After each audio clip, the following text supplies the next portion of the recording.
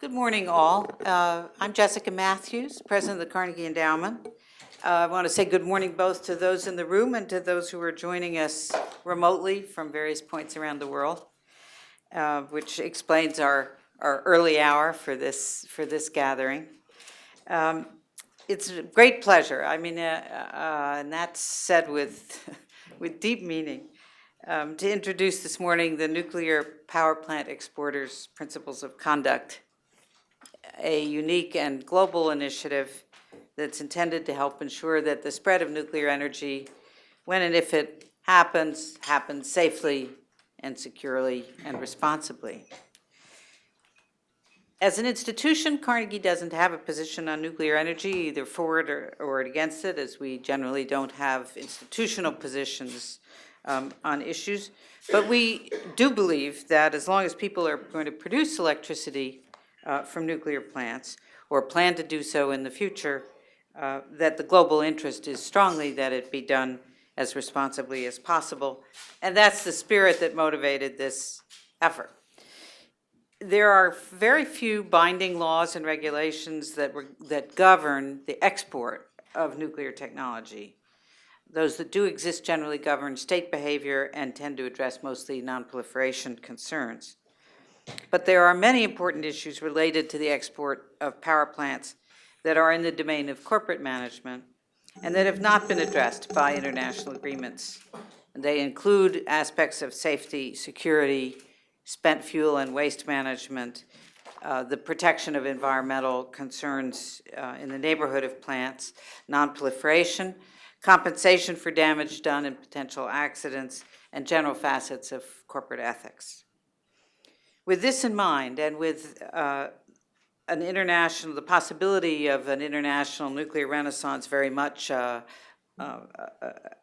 possible eventuality, in 2008, the Carnegie Endowment began an effort to convene all the vendors that export nuclear power plants worldwide to engage in a joint dialogue with leading experts in the areas of nuclear safety, security, fuel management, proliferation, and corporate ethics, in order to explore how to reaffirm and anchor their individual and their mutual commitment to universal principles of responsible nuclear behavior. 3 years later, and an awful lot of hard work, these efforts have resulted in a document that has been adopted by the leading vendors in the industry. The project represents a new way in which management of complex global challenges can be addressed when governments are not willing or not able to step up to the challenge. The issue here, of course, is the possibility that global nuclear use could expand faster and more broadly than could be managed effectively by governments, or was being, and by international standard-setting bodies. And in the process, mistakes, perhaps very costly ones, could be made. The thought behind this initiative was that the vendors of nuclear power plants have a strong interest to welcome high standards on their own practices and in all the places where they seek to build plants, because, and this is really the key point, if there's an accident or a lapse anywhere, the industry will be hurt everywhere. We decided to test this proposition by offering to lead vendors in a quiet exploratory process to develop a voluntary code of conduct to which vendors might join in. It's heartening to discover that this proposition proved correct and that the leading nuclear champions have come through. The initiative also reflects the advantages of becoming a global think tank, an institutional piece of learning for us. Our offices in Moscow and Beijing and in Brussels, and our long presence on the ground in those places has played an important role in this project.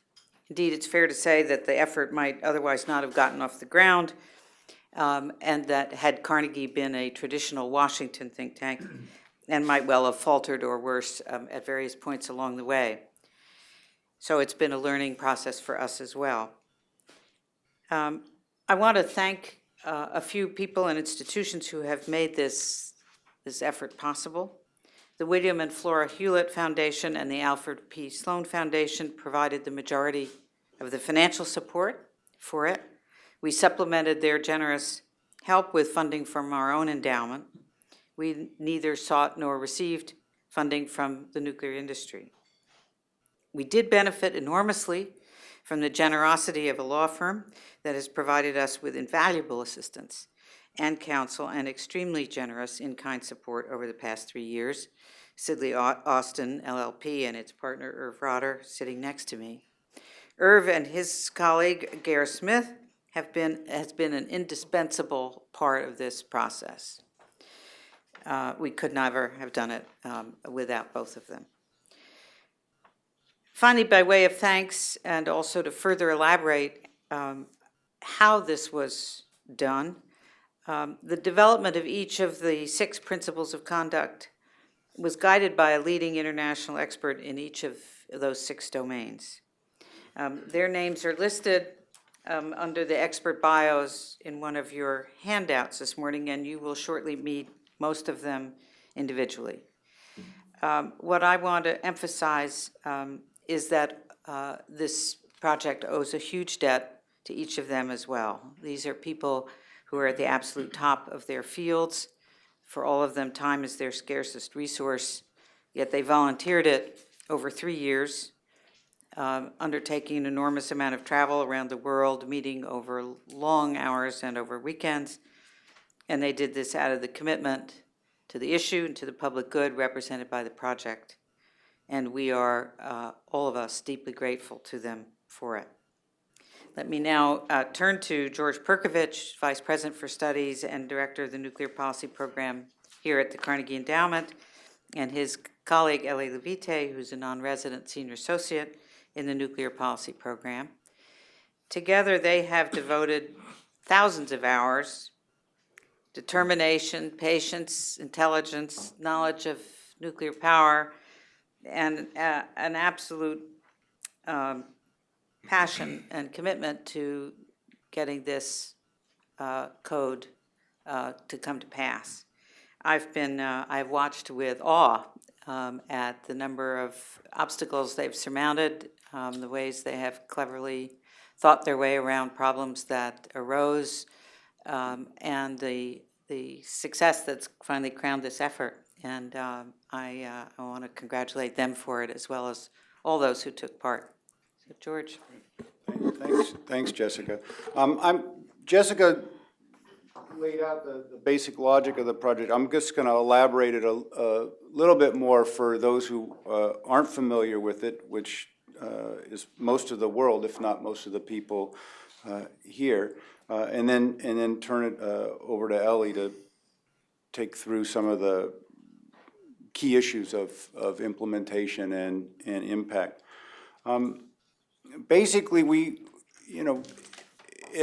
a few years ago, as enthusiasm for nuclear energy was really growing, and it seemed like no country wanted to be left out of the excitement, the IAEA published guidelines urging a sense of realism and awareness that it takes something on the order of 15 years to prepare the necessary conditions for a country to get started in nuclear energy that doesn't already have experience in it. But such guidelines are voluntary and no one has to listen. So it was possible, then as it would be now, for some entity, some country in particular, if they were really excited about it and they had the money to pay for it, they could go ahead and order a nuclear power plant, and suppliers would be more or less free to build it for them according to the standards that the buying country set for the most part. And there's a great deal to be said for such a system of commerce and cooperation between consenting adults like this, but it's also true that things that have to do with nuclear energy tend to attract a lot of attention. And if they're not managed exceedingly well, they can cause alarm, and it not only interrupts a given project, but they can have broader implications both nationally and transnationally. So responsible companies in the business of selling and building nuclear power plants have a very strong interest, not only in doing their own projects really, really well, but also in everyone doing their projects really, really well. My company won't exist long if it does shoddy work and has poor practices, so I want to optimize my own company's work. But even that isn't sufficient if my competitors cut corners or do things in ways or places where the risks of something going wrong are not absolutely minimized. Because if something goes wrong anywhere, it affects the industry everywhere.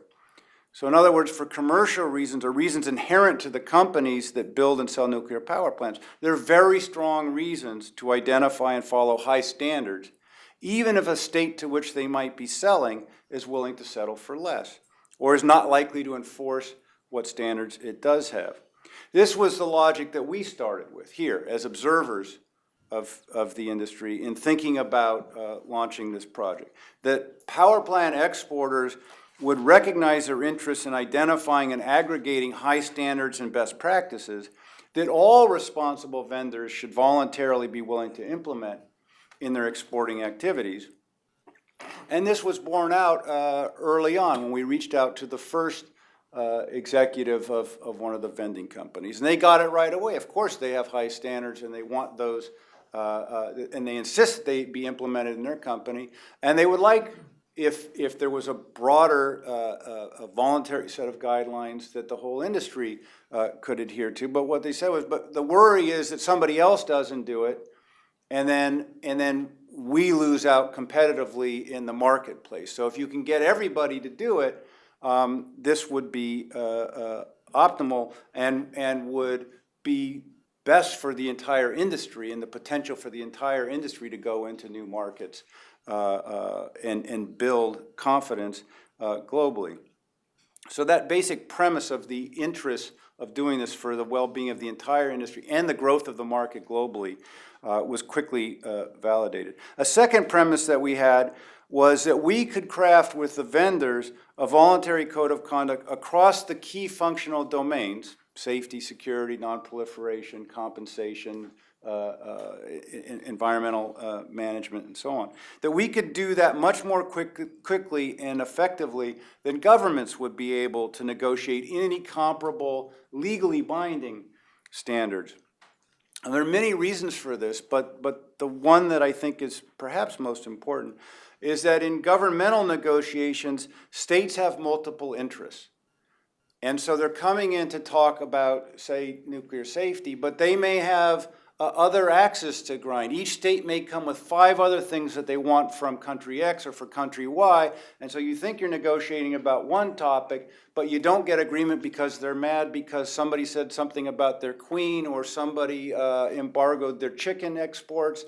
There are a bunch of other issues that get traded off, and you don't actually get progress, even though they might agree on the subject that is ostensibly at hand. Well, for this, because we're not a government, we have no other agenda, we're a public interest think tank, it was easy to get the vendors together to concentrate just on the topic at hand. And they didn't bring extraneous issues, we didn't bring extraneous issues, and so unlike a governmental negotiation, you could really focus constructively on the topic in hand. Those were 2 premises we had when we started, and I just want to tell you briefly how the thing got going. We went to each vendor. We started with one that we could get to geographically without having to buy airfare, because if they shot it down and we realized right away it wasn't going to happen, we were economizing.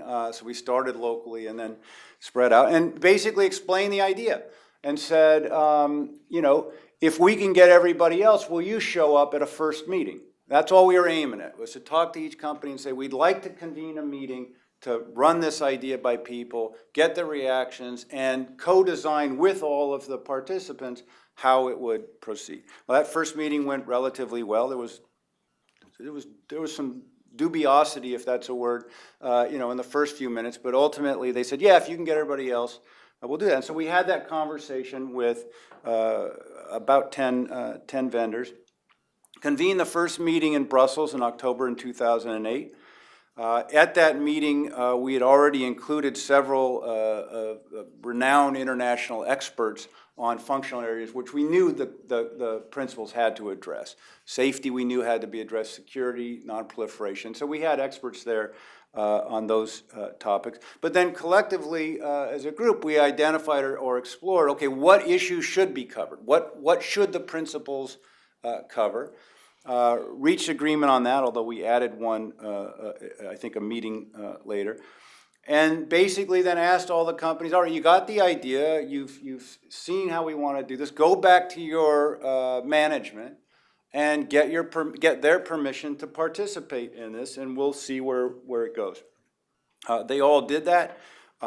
There were a couple of companies that were not represented in that first meeting, and so we made a great effort to go recruit them to the process, which we did in the intervening time.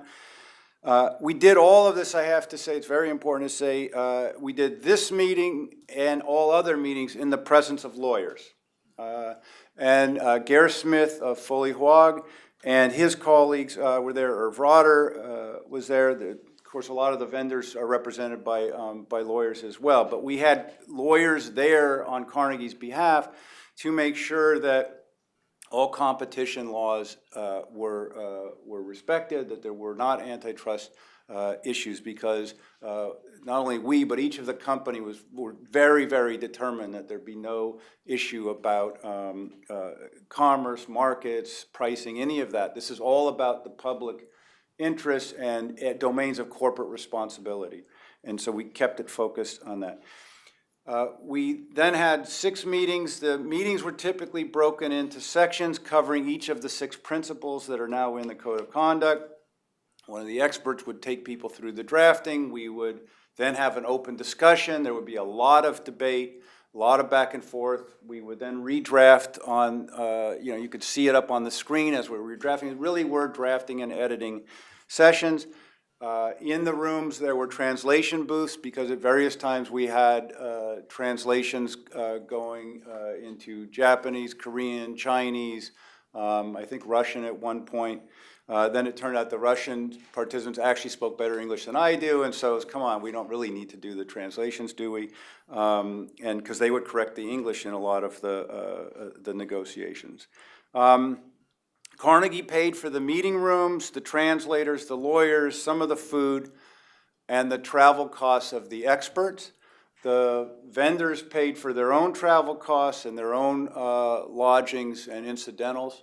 And this reflected, as Jessica had said, the fact that we could make our contribution thanks to the foundations. We had the 6th meeting in Seoul in October in 2010. And thought we were finished, and then we were going to launch it on March 23rd, and then the earthquake and tsunami happened in Japan on March 11th. And that obvious tragedy then captured lots of attention. We were trying to figure out what to do. We consulted with all of our experts as well as with the vendors. And also we consulted with NGOs and others about whether to go ahead, and they said no, it would be impossible. No one would pay attention. You couldn't have a rational discussion about this. You should delay it, and we should try to learn what the implications are. And so we did that, and it took an ensuing several months where we asked the experts and the vendors to scrub the principles in light of what was known or coming out about what happened there, to scrub the principles, to update them. And we did that in Brussels in May of this year. And as a result, you have the list of all the companies that have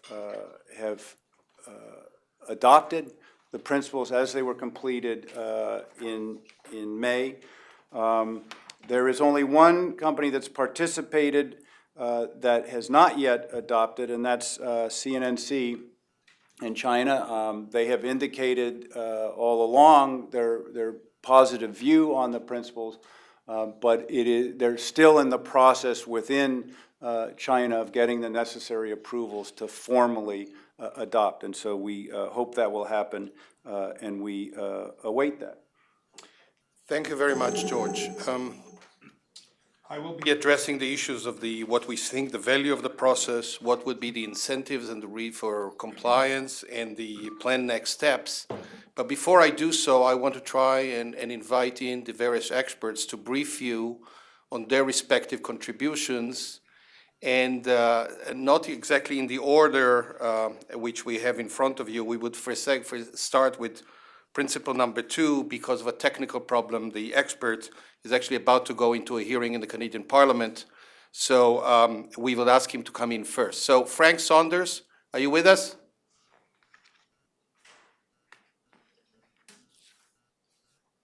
Frank?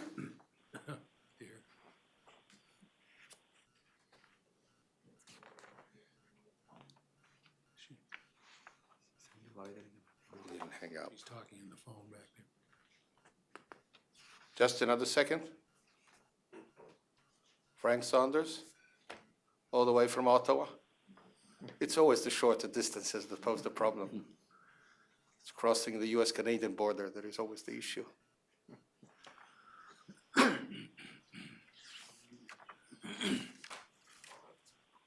Frank, can you come through?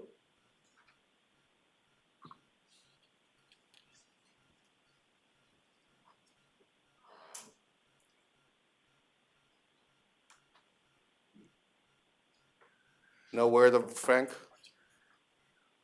We'll wait another second, and then if not, we'll reverse the order and go back to the original order. Why don't you go ahead and start briefing on principle 1, Dick? Dick Reserve. Yeah, sure. I'm Dick Meserve, as Ellie's indicated, and I was an advisor with regard to nuclear safety issues. I come to this project with some background in that area, having served as the chairman of the U.S. Nuclear Regulatory Commission, and also for the last 8 years have served as the chairman of the International Nuclear Safety Group, which is chartered by the IAEA and basically provides advice to the international community on safety issues.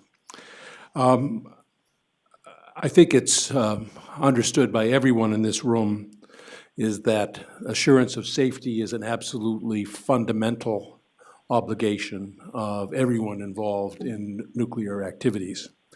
The primary responsibility for that has to rely with the operator, and that they're the ones who run the nuclear plant. They're there every day, subject to very stringent and careful oversight from a national regulator. That's not to say, although the principal responsibility has to be operators and regulators, there's a whole support network which has proven to be very important. It's a global framework that sort of reinforces those capabilities and tries to help in making sure that they are fulfilled. The principal international body that has a role in that area is the International Atomic Energy Agency, which many of you know from its safeguards role, but also has important international responsibilities with regard to safety and has extensive efforts that it undertakes in that area. It promulgates standards that are used by the nuclear industry around the world, and it provides services where it will come in to do a peer review of a plant or of a regulator or of a nuclear program to assure safety. Operators, non-governmental organizations, for example, the World Association of Nuclear Operators, which sort of provides advice to operators in the performance, technical support organizations all have important roles to play. But also the vendors have a critical function. And the code reflects the special role that vendors can play. As George has indicated at the outset, there are a large number of countries that do not currently have nuclear power plants that have indicated an intention to acquire one.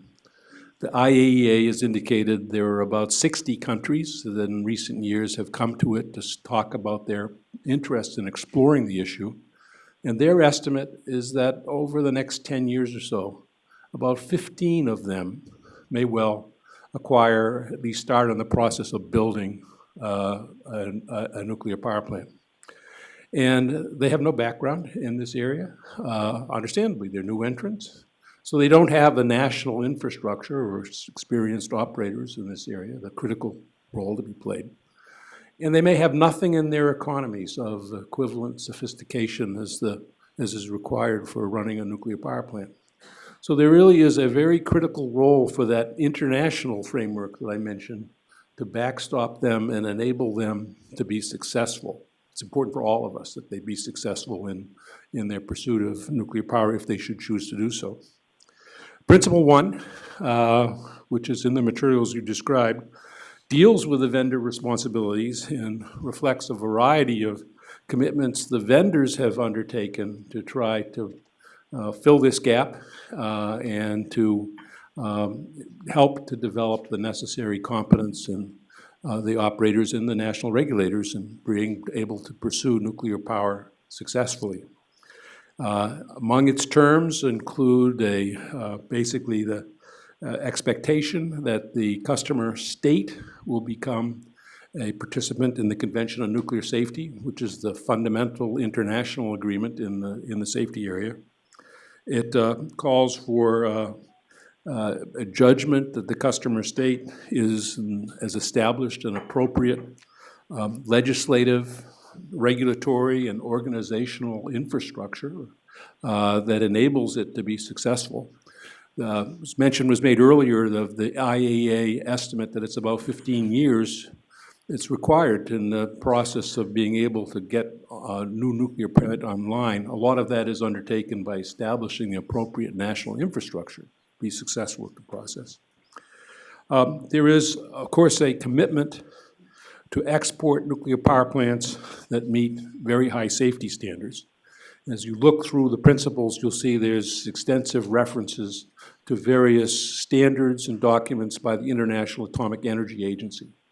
Those are commitments by member states that agree to follow those standards, and this is a way of basically assuring that the vendors also pursue them. And those are, if you look at the IEA website, you'll find a very extensive and comprehensive set of standards that cover nuclear safety that are available there. The code addresses various contractual commitments, arrangements to assure appropriate implementation, to assure safety, and in order to also capacity of vendors to provide assistance on such matters as site selection, emergency management, public communication, emergency situations, and things of that nature. So in short, the principles provide a rather comprehensive and sweeping acknowledgement by the vendors of the important role that they play in helping to assure safety, and the code assures that all of them have committed themselves to step to the plate to fulfill a very important obligation. Let me just say a few words about Fukushima and its implications. The world is, as all of us know, riveted on nuclear safety issues right now.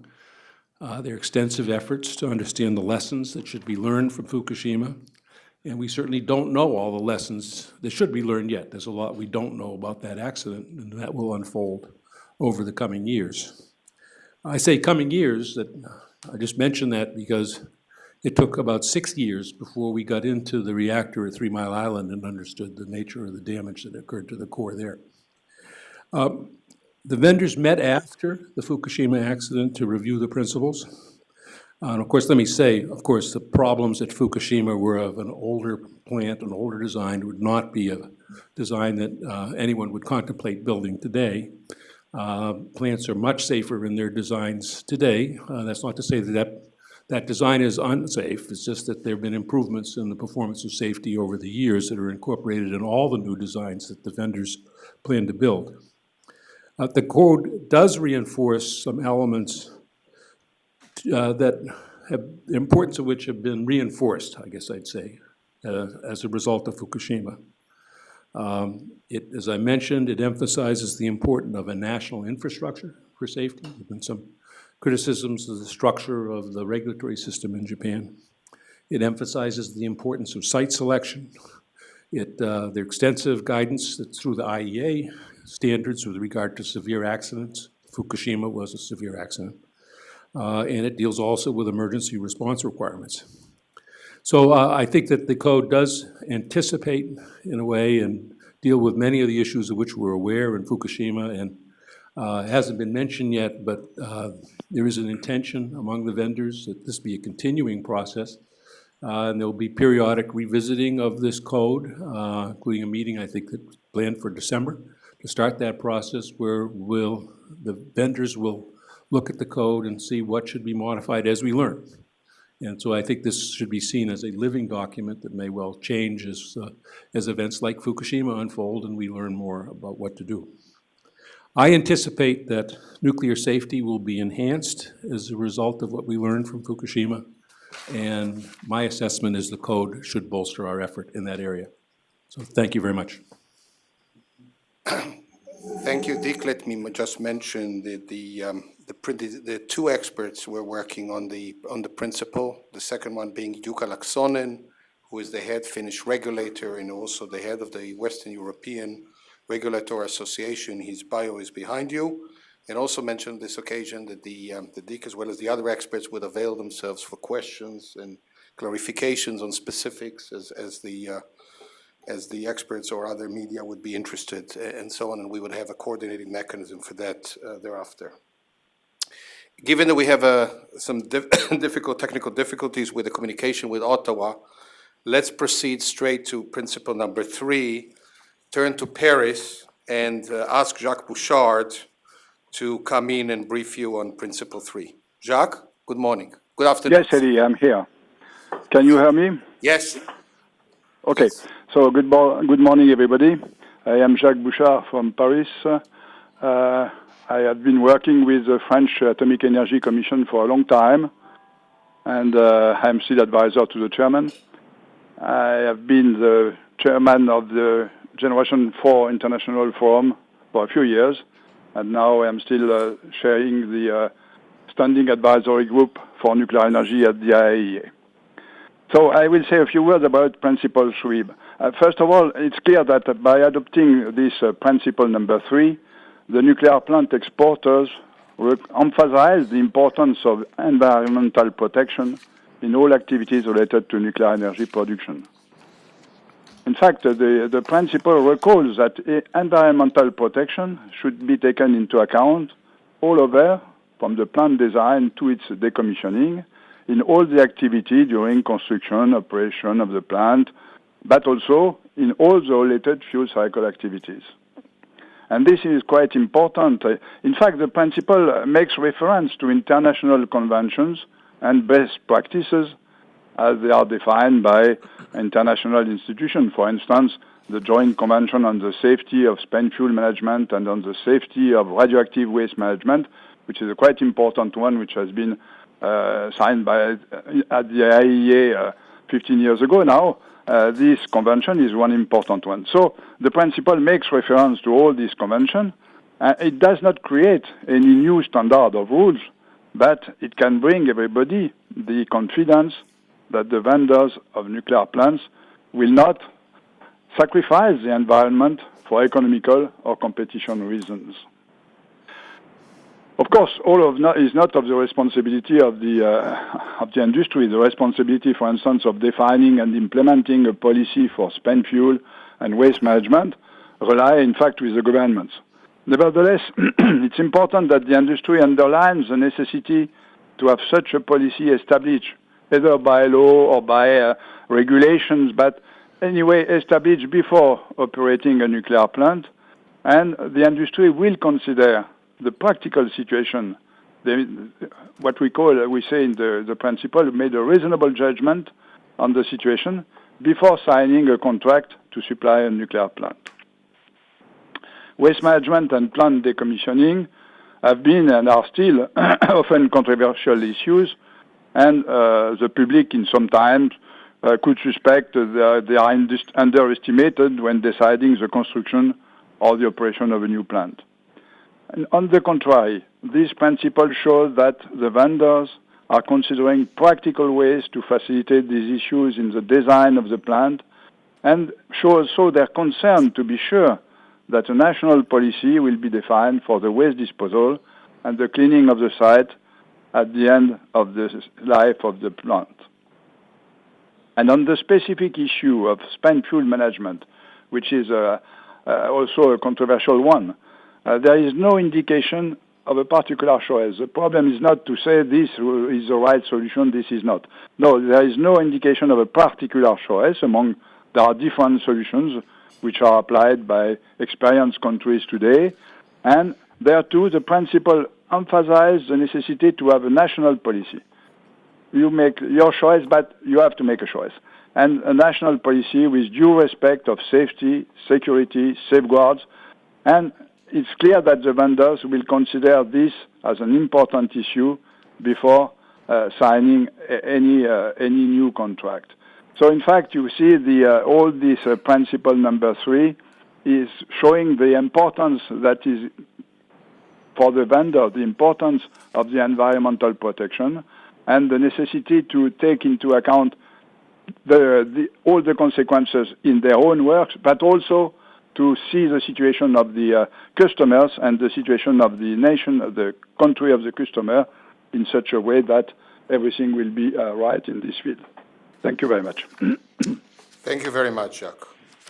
Principle 4, that deals with compensation for nuclear damages, was again done by 2 experts, Omer Brown, who is with us to my right, and Nathalie Horbach from the Netherlands. Omer, please. Thank you, Ellie. I'm Omer Brown, as Ellie has said, along with my Dutch colleague, Nathalie Horbach, who teaches nuclear law at Dundee University in Scotland. We were the advisors on Principle 4 on compensation for nuclear damage. Both of us are participants in the IAEA International Expert Group on Nuclear Liability. Principle 4 draws on prevailing international standards and focuses on prompt and adequate compensation in the unlikely event of a nuclear accident.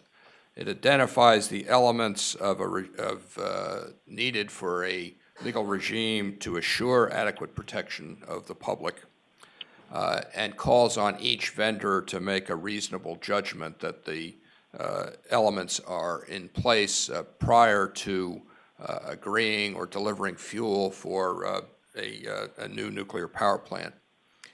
These standards are consistent with those that are already in place in about 55 countries around the world, including just about every country that already has a nuclear power program.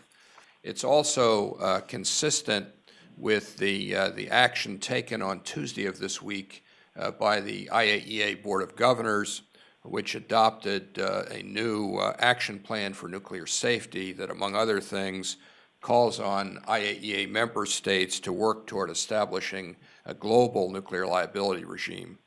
If the elements in Principle 4 were adopted by new nuclear countries, we would go a long way toward establishing that global nuclear liability regime. And these are the principles that have now been adopted by the various vendors. Thank you. Thank you very much, Omer. Principle 5, that deals with non-proliferation and safeguards, was actually developed by Pierre Goldschmidt, our own Pierre Goldschmidt at Carnegie, with the Brussels office, and previously the Deputy Director General at the IEA. Pierre, good afternoon. Yes. Please. You hear me? Very well. Okay. Good morning, everyone. Well, as you know, it is of fundamental importance for world peace and security that the expected expansion in the number of nuclear power plants for electricity production takes place in a manner that fully supports and achieves the non-proliferation goals embodied in the Nuclear Non-Proliferation Treaty. Preventing nuclear proliferation is, of course, primarily the responsibility of states. But as major stakeholders, the nuclear industry and the scientific community have an active role to play in supporting measures necessary to strengthen the non-proliferation regime. It is therefore encouraging that by adopting the present principles of conduct, vendors of nuclear power plants are setting a positive example of how to establish responsible commercial nuclear power trade within the NPT framework. Under Principle 5, non-proliferation and safeguards, vendors declare that they are bound and fully committed to the exclusively peaceful use of nuclear energy. Accordingly, they export nuclear power plants and related materials, equipment, and technology solely in accordance with the relevant national export laws and regulations which implement the NPT, Nuclear Suppliers Group guidelines, and pertinent United Nations Security Council resolutions, such as Resolution 1540, concerning the need to combat threats of illicit nuclear trafficking and terrorist acts. As a manifestation of their strong commitment to the peaceful use of nuclear energy and non-proliferation, vendors undertake, inter alia, to pay special attention to and promote proliferation-resistant designs and to seek a commitment from customers to implement at the facility, in a timely manner, a safeguards approach consistent with its IAEA obligations. Vendors also undertake to inform in a timely manner the vendor states and other vendors adhering to these principles of any serious non-proliferation concerns relate to the equipment, materials, and technology provided by the vendors to the customer. Such concerns include the inability of the IAEA to fully implement relevant safeguards agreements, inter alia, because of a lack of transparency and cooperation of the customer state. Such concerns also include a finding by the IAEA Board of Governors that the customer state is in non-compliance with its safeguards agreements. In addition, vendors support the inclusion in bilateral agreement of provisions requiring customer state to meet up-to-date safeguards requirements, such as having an IAEA additional protocol in force and effective nuclear export controls. Therefore, in adopting these non-proliferation and safeguards principles, exporters of nuclear power plants are demonstrating that they will act as responsible stakeholders of the global nuclear non-proliferation regime. Thank you very much. Thank you very much, Pierre. Let me just add that when we started the process, the vendors, most of the vendors were strongly of the view that non-proliferation resides with the responsibility of state. And I think one of the growth of the process was that they had acknowledged that they could also help in developing and advancing the non-proliferation norm, and in that context agree to the language that is in front of you, notwithstanding the fact that non-proliferation does, at the end of the day, reside primarily with state responsibility, both the recipient and the delivering state. Let me now turn to Principle 6, Ethics, and introduce to you Gare Smith, whose name has already come across as someone who has brought to the process the supervision for competitive law, but has also brought to us from day one a wealth of experience on corporate social responsibility, having been heavily involved in other corporate social responsibility norms development in the apparel, extraction industry, and so on. Gare is currently in Canada. Gare? Yes, thank you, Ellie. Can you hear me? Yes, good morning. Excellent. Good morning, everyone. My name is Gare Smith, as Ellie indicated, and I'm the chair of the Corporate Social Responsibility Practice at the law firm Foley Hoag. I've had the honor of working with the companies and Carnegie in creating the principles of conduct and leading the initiative's focus on Principle 6, which focuses on ethics. Principle 6 helps exporters meet three primary objectives. First, safeguarding the environment and the well-being of communities that are located near nuclear power plants, including through effective communication with those communities. Second, respecting human rights, including fundamental labor rights of employees. And third, fighting corruption. Principle 6 is important because it addresses measures to mitigate the potential effects of nuclear power on communities and the environment, which is of critical concern to the public. Principle 6 states that exporters will work with their customers to consult with communities near nuclear power plants regarding the social and regarding the environmental effects of planned activities, thereby opening up critical channels of communication so that impacts are mitigated and communities are empowered with knowledge. The exporters also agree to take sustainable development into account in their activities pursuant to internationally recognized standards, and to take into account the effects of their projects on the environment and on society. Principle 6 states that exporters will respect the fundamental labor rights of their employees, including the right to freedom of association and collective bargaining, non-discrimination in employment, and prohibitions on child labor and forced labor.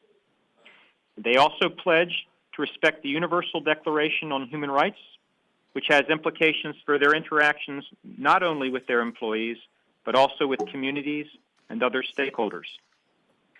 In addition, Principle 6 addresses the challenge of corruption, which can arise in the context of large infrastructure projects. The exporters commit to having internal programs in place to fight corruption and to seek a reciprocal commitment from customers. Finally, the exporters also agree to encourage their suppliers, their subcontractors, and other participants in the nuclear power industry to adopt these ethical expectations. Thank you. Thank you very much, Keir. Let me add that when we started out, there was no Principle 6 on ethics, as George had already mentioned. And in fact, we ran into considerable opposition from some circles to add a principle on ethics, with the argument from some circles, mainly outside the group, that said that ethics had nothing to do with nuclear corporate behavior. We thought that the vendors showed admirable interest and responsibility in actually concluding that we would be remiss if we did not include it, and hence the evolution of this principle, which you have in front of you, which I think we now all understand is part of parcel of this. We still have some communication problems with Frank Saunders in Canada, so let me just give you in a word or two some background on Principle 2. Principle 2 was once again, the principle dealing with physical security was once again, when we started out, an area where there was a strong perception among many that the responsibility relying so fair and square, both with the operators and with the state in which the operator is cited, that the vendors had really remarkably little to do with it.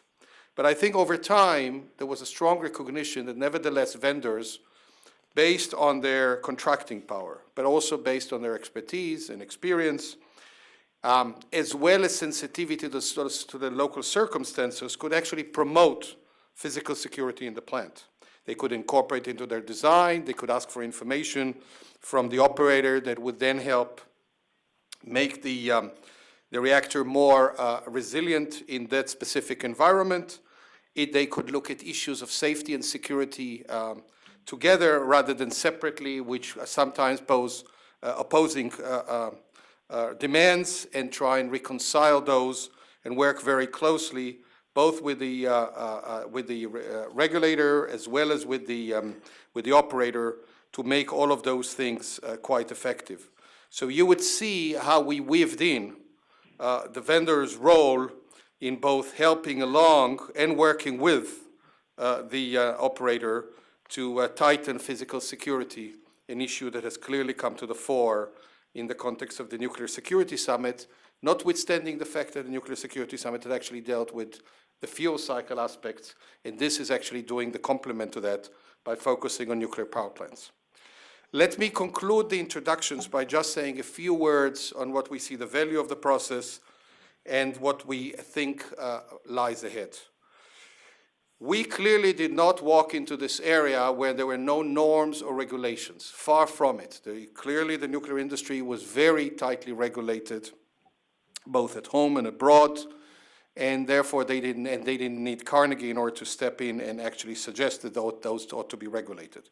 Nevertheless, we think that the process, and I will then talk about the outcome, did accomplish a couple of things. One is to heighten the sensitivity of the pertinent corporations, not just to the responsibilities and obligations to their shareholders, to the home states, to the clients, and to the customer state regulators, but also highlight their nuclear corporate social responsibility duties, and do so in a very explicit fashion.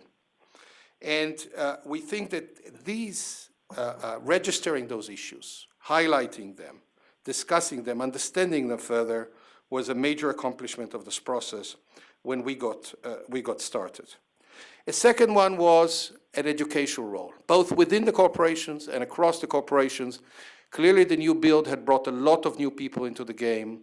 There are people engaged in new build, even within the corporations, were largely new. Companies have gone into new markets, and so the role of trying to lump together all of these principles and discuss them and understand them, what they imply, what do not imply, where they could be tightened, was clearly something which was valuable in the process itself. Clearly aggregating all of the 6 areas was something that we accomplished, not that the isolated norms in most areas were not there, but just trying to produce them as a package, talk about their underpinnings, talk about the treaties and conventions that underlie them, discuss where there were loopholes and that those could be added, just as Dick Meserve had mentioned in the context of early lessons of Fukushima before the international community catches up and formalizes those.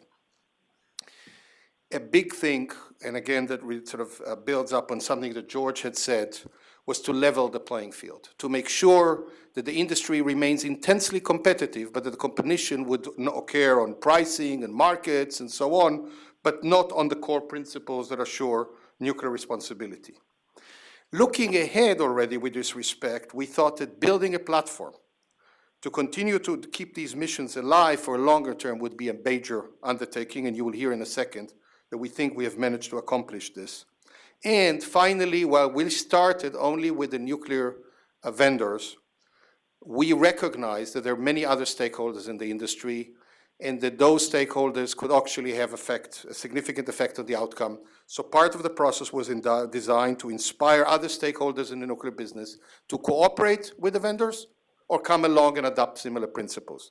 And so, for example, as part of this process, we've been talking intensely to the World Association of Nuclear Operators to make sure that there is synergy between the vendors and the operators of a nature that has not been fully transparent, but now advances in the post-Fukushima environment also elsewhere. A second issue that I know is uppermost on many people's minds is how would we know that the corporations are taking those obligations seriously? Since this is such a paramount issue, let me try and address that issue heads on. First of all, the corporation had devoted an incredible amount of time to develop these principles, having taken it extremely seriously. Many of them had sent delegations of 3 members to the various negotiating rounds. Over 3 years, have had teams back home studying these, external counsels looking at this, have discussed this in the corporations, both at their levels and with the level of the top management repeatedly. This was not taken lightly in the course of the negotiation. 2, when we reached closure by consensus, the corporations had to indicate to us not only that they were adopting the principles, but their top management, in most cases CEOs or senior executive vice presidents, were to write a letter to Carnegie as the interim secretariat of this process to indicate that they would implement those principles in their business decisions. And we have letters from the top management of every one of the corporations that have signed on to this, attesting as much. So that's a second reason for optimism. The third is that the corporations have undertaken to put together internal audit mechanism of how they would actually implement this and share it with the other vendors at the review meetings, which I will get to in a second. Fourthly, the review meetings will clearly involve an exercise in peer scrutiny. So if there were concerns about implementation and subject to antitrust constraints, which are clearly an issue here, they would be able to ask each other questions where there were concerns about each other's implementation. The principles are deliberately made public. And the fifth reason that we have for optimism is that there will be public scrutiny by the public as a whole, by the media, by NGOs, and so on, that would be able to look at these obligations and ask the corporations if there were any concerns.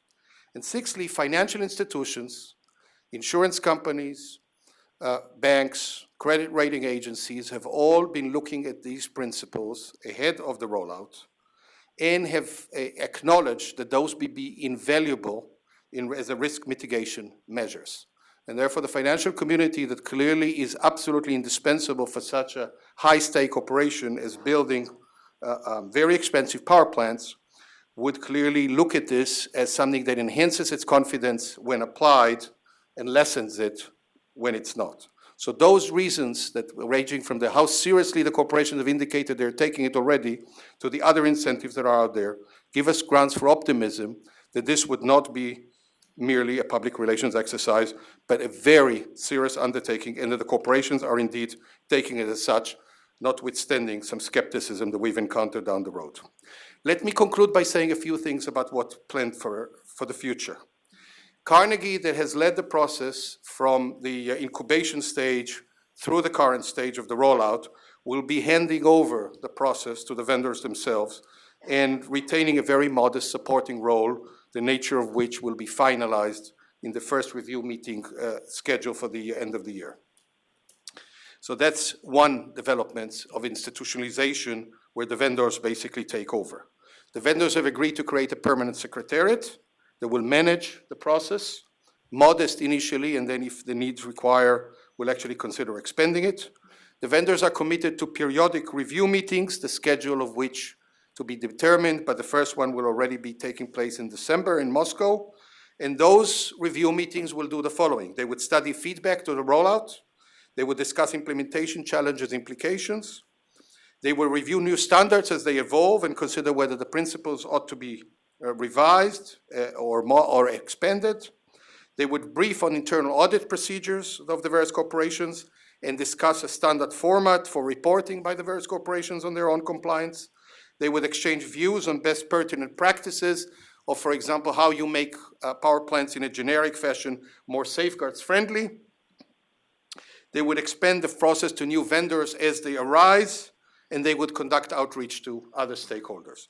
So all of this would be part of the future, and that will clearly start in December, and we are already well into our preparations for the first review meeting in December.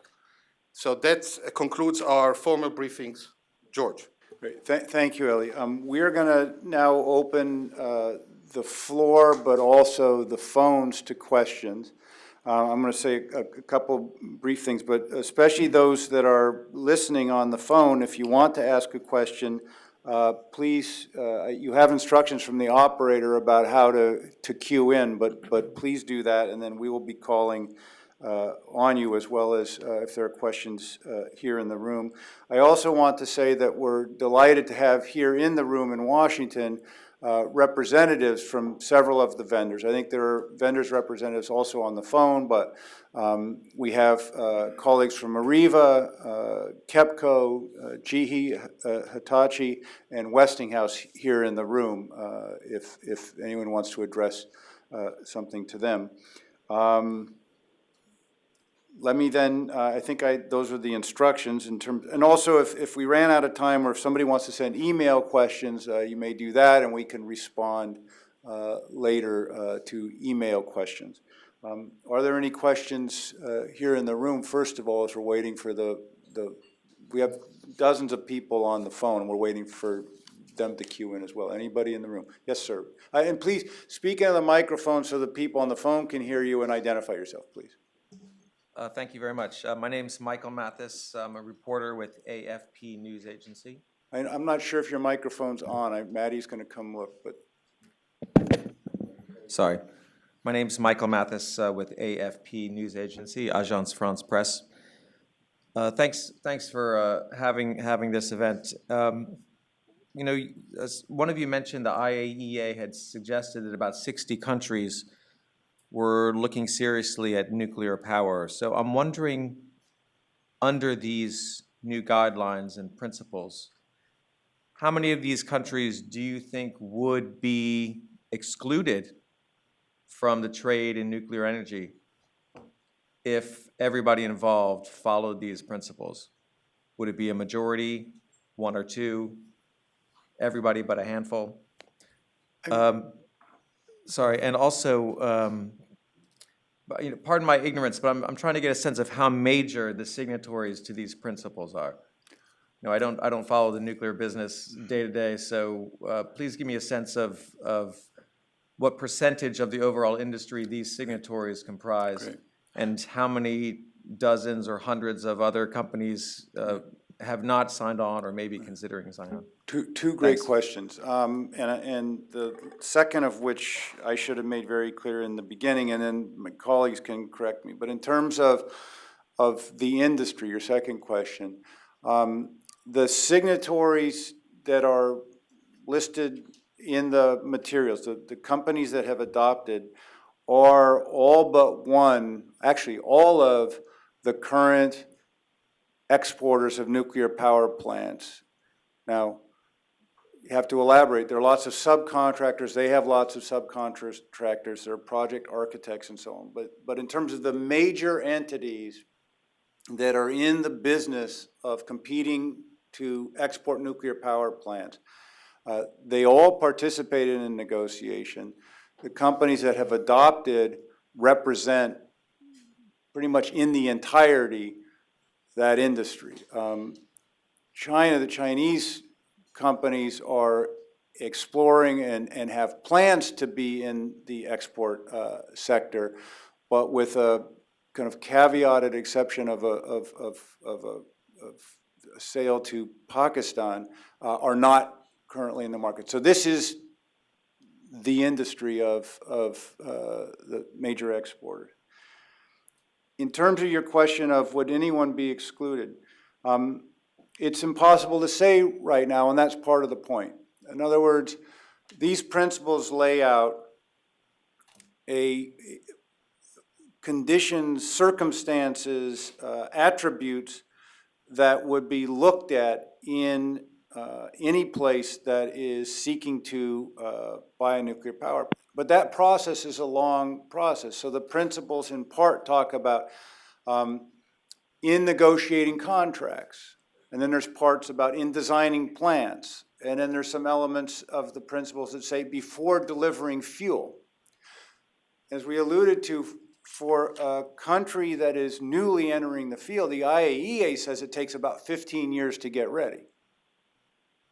So what these principles do is say to anybody, and it would be impossible to say now, well, you could never be ready, or this country would never be ready to meet all of these conditions. It says these are the things that would have to be done in order to go through the different stages of talking about it, negotiating a contract, planning, and so on. So they set, in a sense, benchmarks, and are a way of the vendors communicating to people, yes, there may be a long list, but it's an arduous process, and so here are the things you'd have to be prepared to do before we could go forward. Now, I don't know if others want to elaborate Just on that. reinforce what George said on 2 points, very quick ones. Emphatically, this is not a denial regime.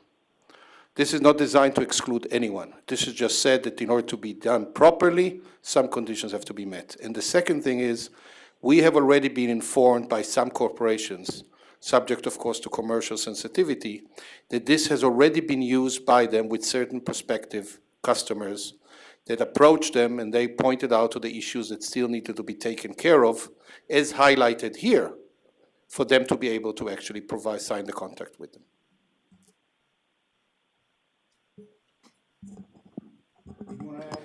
This is Olivier Loubière from Arriva. You want to add to that? Yes, just in line with what was said by Elie and George, and after that, Dick mentioned these 15 countries that could be following this progress. I mean, clearly, one thing must be kept in mind is one thing in the core of this principle is the principle of continuous improvement. So by implementing this continuous improvement principle, I mean, countries that want to access and enter the nuclear production for civil, I mean, if they don't have all the necessary at the beginning, should take all steps to have that. And this is the spirit of the principle, showing the way, doing the right thing to be prepared, because a nuclear power plant is not an off-the-shelf product. You cannot buy it off the shelf. You have to take all necessary steps and infrastructure, legal, industrial, environmental, so that you can handle the nuclear technology in a responsible way. This is the full spirit of the principle. Thank you. Let me just tell you that Frank Saunders has rejoined us from Ottawa, so if someone wants to pose any questions on physical security, you may address it to Frank Saunders as well. Thank you, Frank. Go ahead. Are there, is there any other question here right now? Because we have several on the phone, so I'd like to tell the operator that if Dan Yerman is still on the phone and would like to ask his question, he'd been in the queue a long time.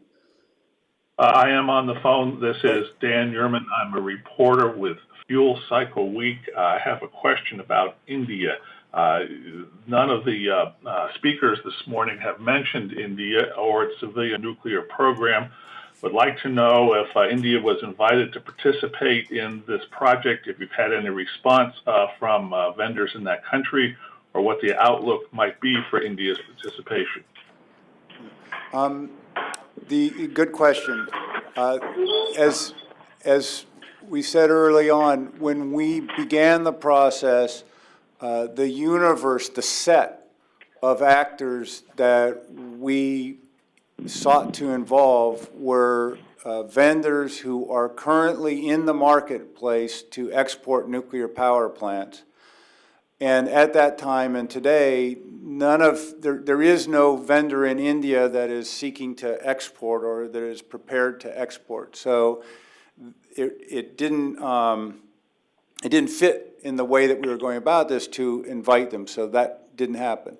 Now, as Ellie said, and is our intention all along, and the vendors obviously are totally committed to this, as this process goes forward, and if and when other actors come into the marketplace seeking to export nuclear power plants, the current vendors, and we, to the extent we're involved, would do everything possible to invite them in, and with the expectation that these vendors, being the first movers and the current players in the marketplace, they've established a norm, basically, so that if there are new entrants into the field, there would be a reasonable, I would think, public expectation, market expectation, that they would want to adhere to the same principles.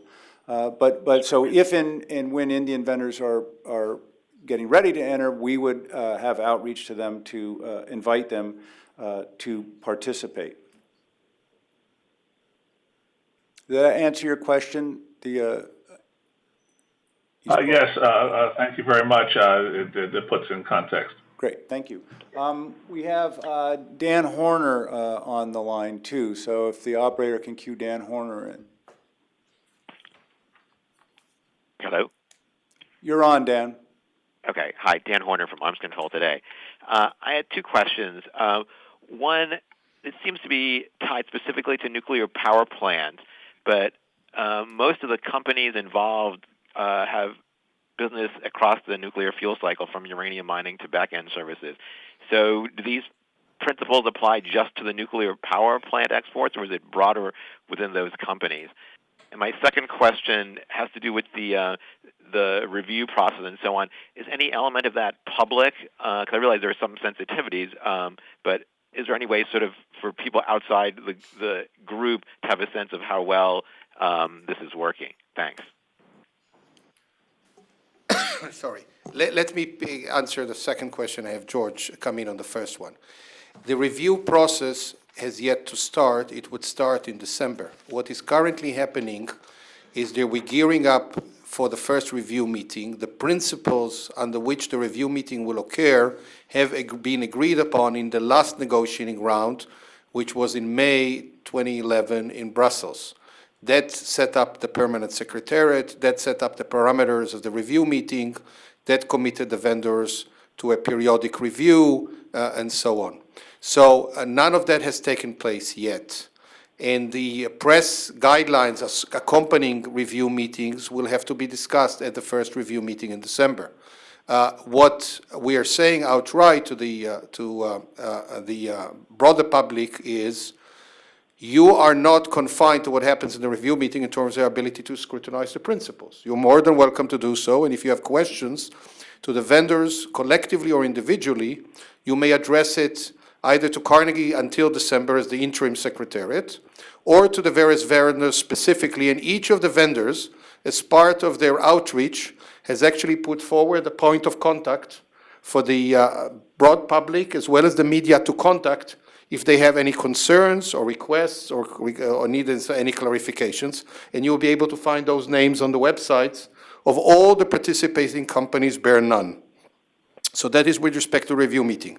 When the review meeting occurs in December, then we will decide, and the vendors will actually be decide. Carnegie by that time would have handed over some of the responsibility, how they actually wish to handle the media outreach collectively as distinguished from individually, which would continue the way we've talked about. George, why don't you comment on the first question? But just, Dan, just to elaborate on what Ellie said, I mean, that it's very important that this is all transparent, that the principals themselves live on a dedicated site just for the principals, but also on each of the vendors' websites, as Ellie said, with points of contact. So I mean, I think in terms of review and openness, there's an invitation to engage directly with each of the companies or with us along the way. And then, as Ellie said, at the meeting, we'll try to elaborate more formally. Just that we forgot to mention, in order to enhance that process, the principles have been translated to many foreign languages to make them accessible to publics that do not native English speakers. And while the formal language is English, they appear in all of those other languages so others can scrutinize it in their own languages. Yeah. And then, Dan, in terms of your question about power plants but also about questions about fuel cycle, yes, we limited the domain here to power plants. There were many reasons for that, but especially at the time and with the dynamic in the world of countries getting interested in nuclear power plants for energy, we felt that was the focus that need to be maintained on it. The vendors themselves wanted to focus on power plants because, as you said, some of the vendors do have other parts of the business that does fuel cycle, but many of them don't. And so if you try to extend the domains that were covered here, you then lose the coherence of the group, and it didn't make sense. So the lowest common denominator of all of the vendors of power plants is that they sell power plants, and so that was the focus here. We have a questioner in China, Yen Mei. I'm hoping I'm pronouncing your name correctly, and if the operator. Thank you. Yes, that's correct. Thank you. My name is Yan Mei. I'm here in Washington, D.C., though, working for reporter for Platts. But I'm Chinese. Okay. Thank you for taking my question. So for the review sessions, other than vendors sharing their results of the internal audits, is there a process for peer audits or external audits at all? And number two, is there a mechanism to resolve disagreements between the members? You know, for example, if one vendor says, we are following the principles and some other members disagree? Let me answer your two questions. The principle that the vendors would be discussing implementation challenges and concerns is agreed upon. The process, how this would actually be done, has yet to be determined, and the main reason for this is not the reluctance of the vendors, but we have to tread on very careful grounds in terms of antitrust sensitivities. So how do we, on the one hand, inspire confidence and at the same time do not exchange sensitive commercial information that would impede competition in any way, is a course that we need to chart. The process between now and the end of the year involves a very elaborate preparations to steer a way to do so, drawing on the best international practices and informed legal opinions of how this is to be done. And this, you might have to understand that this has to meet not just U.S. antitrust concerns, but also European and other Asian antitrust concerns. So we actually are about to circulate a memo suggesting how this could be done, drawing on our legal expertise. The vendors would study this, and this would be discussed and agreed upon in the December meeting. The second issue that you raise is an issue that did come up quite explicitly in the course of the May meeting, and that is what are the decision rules as the process moves ahead. Until today, we have operated on the principle of consensus. And there was a strong interest to retain the spirit of consensus, but there was also understanding that there could be some exceptional circumstances in which decisions might have to be taken under some form of another decision role. There are explicit understandings to that effect that have been reached in May. I don't feel privileged to disclose those now, but those things are in place. In terms of how do we actually operate, if need be, and on certain issues with less than a consensus, precisely for the reasons that you seem to imply. I would just add on the issue that you asked about external audits, and we had lots of discussions throughout the process that were very informative and led by Gare Smith, who is who you heard from earlier from Foley Hoeg. His practice, his experience, he's been a leader in helping to negotiate, but also to manage other industries' codes of corporate responsibility. So the apparel industry, the textile industry, the banking industry, and so on. And what we heard from Gare over the last 3 years and what we discussed is that these things tend to evolve. And so depending on experience and depending on implementation and depending on what happens in the world, things may be involved in terms of, how ambitious or how mechanical the participants would want to be in terms of external audits or not. And our sense here at Carnegie, and I think shared so far by the vendors, was to take an evolutionary approach and start in the way that's most feasible, which is the way that we've described, because this is all new. We're all inventing this as we go. And so to work in the way that Ellie described, it's been, the process thus far has not always been easy. It's been arduous. There's been a lot of back and forth and arguing, but it's always been constructive. And it's always been with a sense of a commitment to a positive outcome in a common good. And so our sense is that that's how we ought to then move into this process of review and going forward, and that we'll deal with things as they come and evolve as everybody sees fit. We are strongly committed to internal audit mechanisms. And maybe Mike Gadbo from Georgetown Law School would say a word about how those are ideally built. Do you want to come in for a second, Mike, and explain what are the best practices in this domain? The vendors are committed to setting up internal audit mechanisms and to briefing on those at the December review meeting. Before you do, Mike, let me say, if there's anybody else on the phone who has questions, if anybody else like a question, let the operator know now. We'll put you in the queue, but right now, Mike's going to respond to that good question. Well, thank you. I think, as indicated in the principles, they are not in themselves legally binding, but each of the participants have undertaken independently to reflect these in their own operations. Typically, what that means is that companies, through their internal codes of conduct for their employees, in their operations, in their management principles, in the way they hold themselves accountable to their vendors, in the way they implement commitments and obligations in their financial and other legal relationships. That is how principles like these can go from being soft to actually having very hard implementing effect, so that the companies, as they operate, have their own compliance procedures with their own internal audits and ways of holding themselves and their employees accountable to those standards that they build into their operations, thereby embodying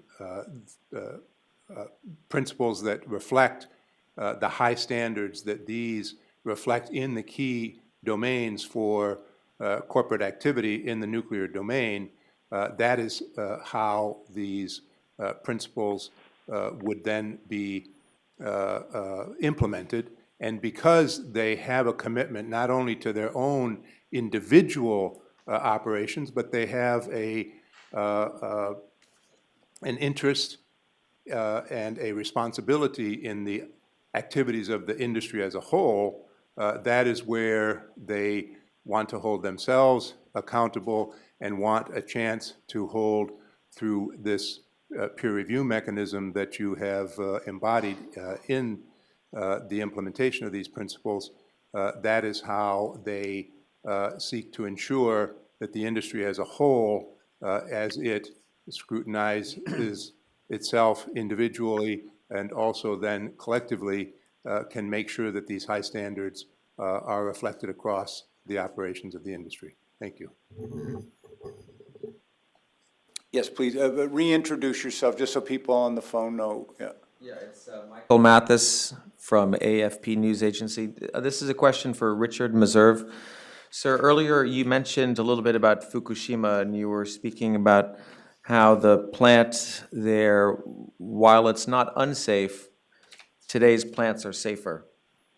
I'm wondering if you could just give an assessment of how you think a power plant produced today would have fared in the earthquake and the subsequent tsunami in Japan. I know it's hypothetical, but try to give a sense of.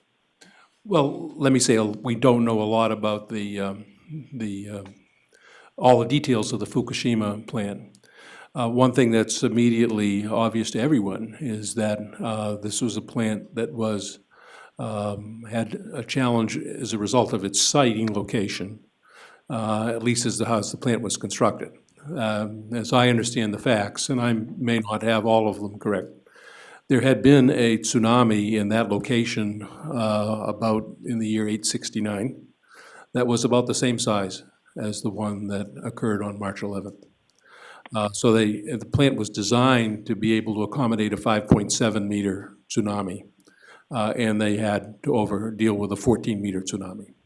So there was an obvious problem at least as the way the plant was constructed, and that it was not in a location where it was capable of withstanding an event that had a reasonable probability of occurring. In the United States, we would always look at what, in terms of earthquakes and tsunamis and floods, you sort of look at what's the maximum probable event and add a margin on top of that. And at least in retrospect, it's apparent that that was not the case with regard to the Fukushima plant. And there were some challenges they obviously confronted in their backup power supply, which was flooded and taken out the fuel for the power supply. And in retrospect, I'm sure that the Japanese wish that those were above the flood area, because the real problem was as a result of the loss of the serious consequences occurred as a loss of power. So that there's a series of things that could have been done differently at that plant that would have increased its probability of surviving the event. One of the realities of the nuclear business is that it's one where there's constant effort by operators, regulators, vendors, and others to be continuously learning from what has happened in the past and to make sure that you learn from experience so that history is not repeated. And one of the characteristics of all of the new designs is that they reflect all the experience that has been learned over a period of decades, which the Fukushima plant Fukushima plants were early plants. And so that's why I said that more modern designs would be much more robust in their capability to be able to deal with situations. That some of the designs have passive safety systems. Others have very heavy redundancy in their safety systems. There's an analysis method called probabilistic risk assessment that sort of looks at the probability of events, likelihood of a core damage accident, for example. And in those, the very comprehensive analyses that are undertaken show that the more modern designs are of much lower probability of getting in trouble than the early designs.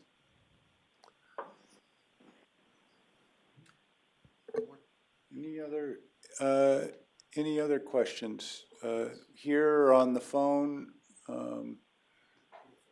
Pardon me?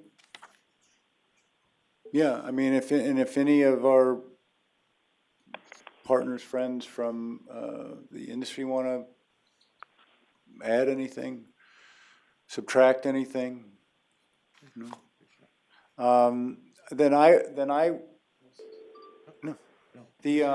Then let me say I want to thank all of you for coming and all the participants. I also want to say I want to thank a couple of people because this project absolutely could not have been done without many people, but especially without Ellie Levite and Brian Rodzinski. It could have easily been done without me. Not easily. It could have been done without me. It could not have been done without these two gentlemen, and especially Ellie from earliest on, and Brian came in later and was absolutely indispensable. So it's been a privilege working with everybody, and we made friends along the way with our friends in the industry, but it wasn't like combat, far from it, but it wasn't a walk in the park either, and it was a lot of fun, and we learned a lot and gained a lot working together, Ellie and I. So I just wanted to say that and acknowledge that,